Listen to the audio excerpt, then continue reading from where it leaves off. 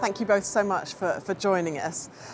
Edoardo, let me ask you first. It's great to be back at the Euroanaesthesia annual meeting.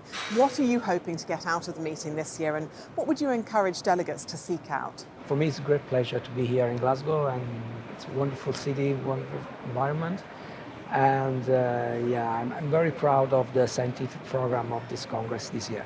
All sessions will be interesting. I would just underline the presentation of our last guidelines on postoperative delirium, on cardiac arrest in operating rooms, and on neuromuscular block, that are the new release of the society.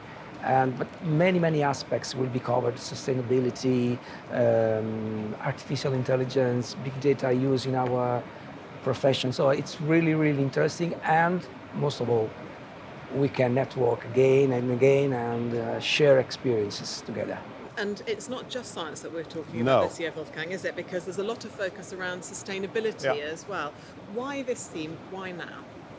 Well, I think it's, for any one of us, it's obvious that we see a dramatic change in climate. And we also have to face the situation that healthcare produces a lot of climate things which needs to be reduced.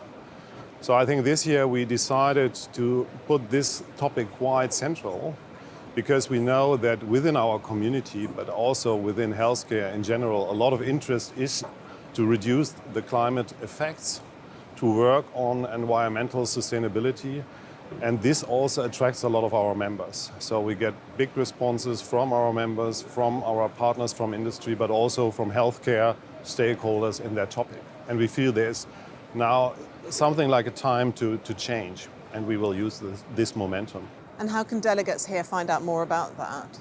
Well, we created a new area in Euroanaesthesia, the so-called Dear Green Places, and then every day we'll give the delegates a chance to discuss topics related to sustainability with experts in that field. And another new this year, I think, Edoardo, is the launch of the ESAIC Expo in the exhibit hall. Can you tell us a little bit about what that's about? It's a place dedicated to discuss and present all ESAIC projects. Over the last years, I mean, we always have discussed and presented our project, but in different places. So now we have wanted to concentrate it, and so just to highlight and to welcome all the delegates to share ideas and experiences. And let me ask you both now, what do you see the future of anesthesiology and intensive care? Where do you see that going? Edoardo, I'll start with you. I'm very positive about the future of anesthesiology and intensive care. I think that the most important aspects for the future is that we have to go green, and we have started, but also to understand better how to use the artificial intelligence and big data in our profession. This will be a very big challenge, because the potentiality are huge, and we have to drive the evolution of our profession in that sense. Wolfgang, would you add anything to that? Well, I think what we now see is probably the biggest transformation in healthcare within the last 20 years. First of all, as Edoardo pointed out, there's an enormous need of patient care. We have an aging population in Europe. There are a lot of challenges to get that done. Second, it also was just mentioned, is the topic of go green, be sustainable. And the third thing we will focus on probably also next year in Munich in particular is how can we use data, how can we use monitoring, how can we use information to optimize tailor-made patient care.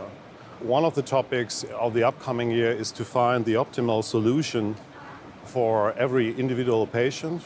And I think anesthesiologists are quite well prepared to do so, because this is our daily business. And I think this will be a very strong force forward for our society, but also for us as individuals. Well, thank you both so much for finding time out of your very busy schedules to come and join us. Have a great Congress. Thank you to you. Good day.